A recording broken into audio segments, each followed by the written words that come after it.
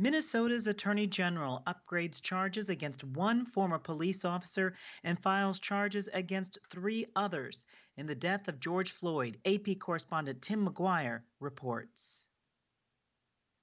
Minnesota Attorney General Keith Ellison says former Minneapolis police officer Derek Chauvin is now charged with unintentional second-degree murder and second-degree manslaughter for kneeling on George Floyd's neck before he died on May 25th.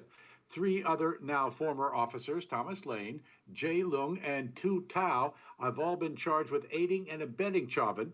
Ellison says he can't talk much about the case. Our job is to seek justice and to obtain a conviction, not to make statements in the press, but to do our talking in court. If convicted, each of the four could face up to 40 years in prison.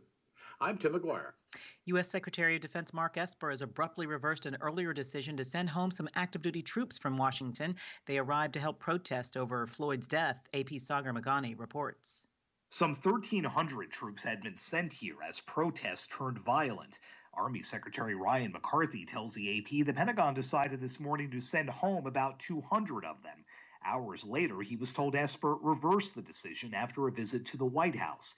It's unclear if Esper talked with President Trump while there. There's growing tension between the Pentagon and the White House about the military response to the protests. This morning, Esper had tamped down the president's threats to use active duty troops to dominate the streets. The option to use active duty forces in a law enforcement role should only be used as a matter of last resort. McCarthy says he thinks the shift on sending some home is to ensure there is enough capability on hand in case violence flares up. Sagar Magani, Washington. This is VOA News. Greg Floyd's arrest was captured on cell phone video and showed a white officer with a knee on the black man's neck for nearly 9 minutes before he died.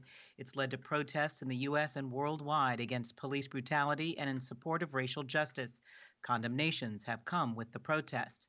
The top United Nations human rights official called on U.S. leaders Wednesday to, quote, condemn racism unequivocally and take actions that truly tackle inequalities in the country. In a statement, Michelle Bachelet cited, quote, credible reports of unnecessary and disproportionate use of force by U.S. law enforcement officers. She cited at least 200 reported incidents against journalists during protests. With more than 1.8 million coronavirus infections, the U.S. has more cases than anywhere else in the world. There have been more than 107,000 COVID-19 deaths in the United States. Worldwide, nearly 6.4 million people have been infected, and more than 383,000 of them have died. Nearly 2.8 million people worldwide have recovered from the respiratory illness. At least 3 people are reported dead as coronavirus hit Mumbai, appears to have escaped the worst of Cyclone Nisarga Wednesday, the first severe storm to threaten India's financial capital in more than 70 years. Authorities had evacuated at least 100,000 people, including coronavirus patients, from flood-prone areas ahead of the storm's arrival. The cyclone ripped roofs off buildings in nearby coastal towns, but appeared to have left the sprawling, crowded port megacity of Mumbai largely unscathed. The last deadly storm to hit the city was in 1948. Crowds of young people in Senegal's holy city of Touba torched an ambulance, threw rocks, and looted office buildings late Tuesday, protesting restrictions imposed over the coronavirus, authorities said. The country's second city is a major pilgrimage destination and trading hub, headquarters of a powerful Sufi Muslim brotherhood whose founder is buried at shrine there. Its economy has been hard hit by emergency measures to contain the epidemic.